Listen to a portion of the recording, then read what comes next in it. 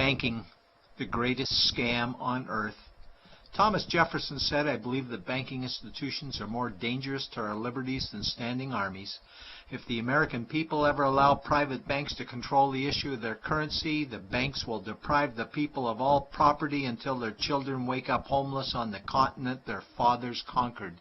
Jefferson's warning is already here. 40 million Americans are living on food stamps. Millions more are now homeless, living in tents, all because of one institution, the Federal Reserve System. The Federal Reserve is a group of private bankers who have stolen the money creation process from the American people. Most people still believe the Fed is an agency of the government working in our best interests. It is not. There is no greater form of evil in the world today, so let's explore the banking scam.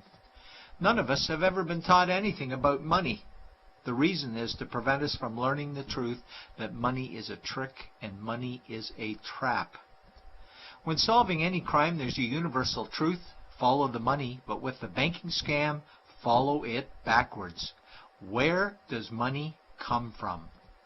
The world's money supply is always growing. Where does all the new money keep coming from?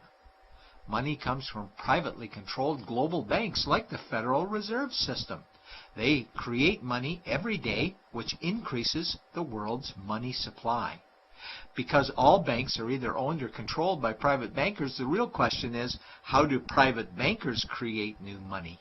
And the answer is they create it out of thin air.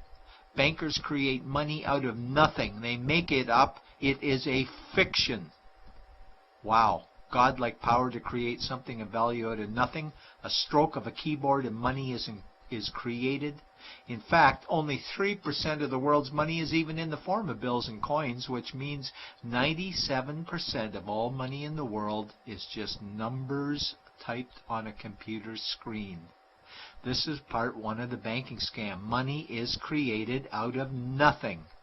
The second part of the scam is this phony money is issued as debt.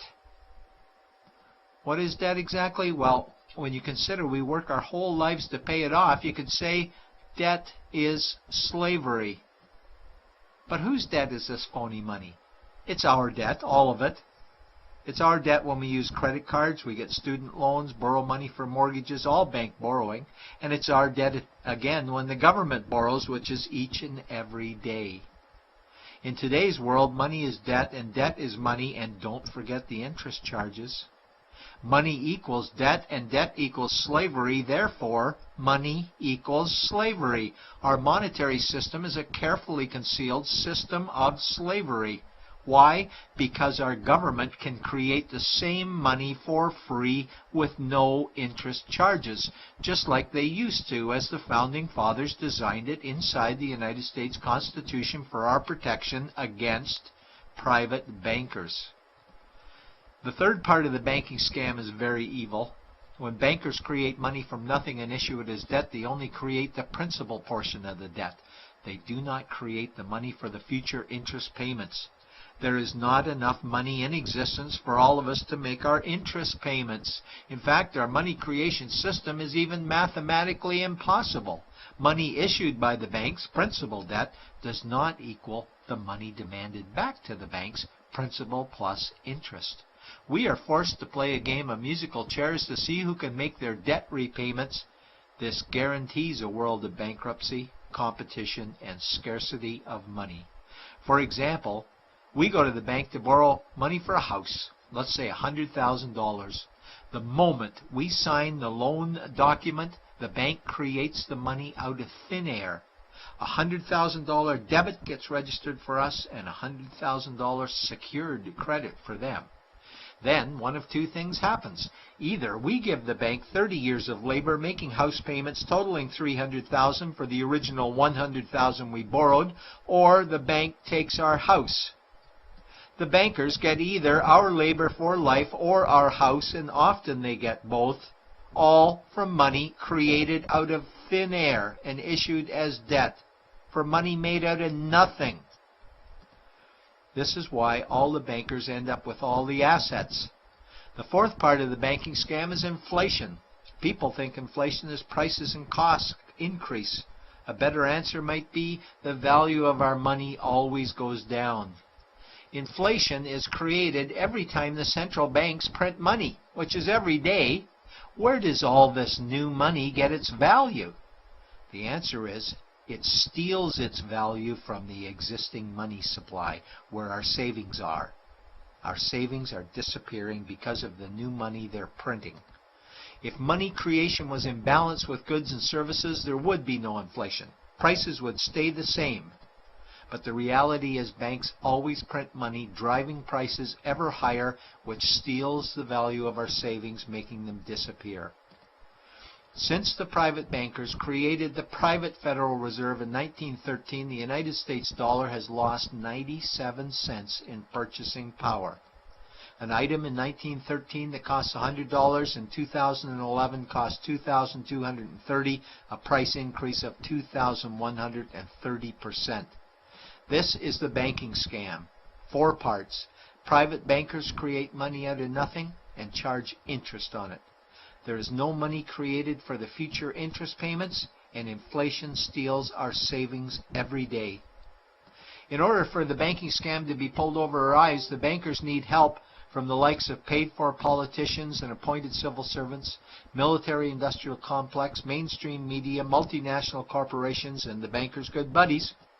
For example, what do our banker-controlled television networks say about criminal bankers? "Oh, bankers are our saviors. Chairman is man of the year. He saved the world. Bankers really do deserve their bonuses. They're so smart." And what do our banker-owned G20 politicians say we need to do? That we must save our banking system, and now we need austerity measures, like increasing existing taxes and bringing in new taxes, cutting our social programs, including education and health care, stealing from our pension plans while increasing the retirement age, keeping us working for more years at lower wages while placing our children and grandchildren in debt and servitude for their future lives. We are being lied to that we must go deeper in debt for bailouts, stimulus packages, quantitative easing, saving the too big to fail banks, credit easing, currency interventions, all names that mean the same thing, more debt to us. Is it not strange that the solution to too much debt is always more debt to us? And where is all this money going? It's going to the banks and to the bankers. They are stealing our money right now. 0.1% of the world's population owns 2/3 of the world's wealth. This means that 99.99% of the world's population own less than 1/3 of the wealth, a decreasing amount because these guys are stealing it.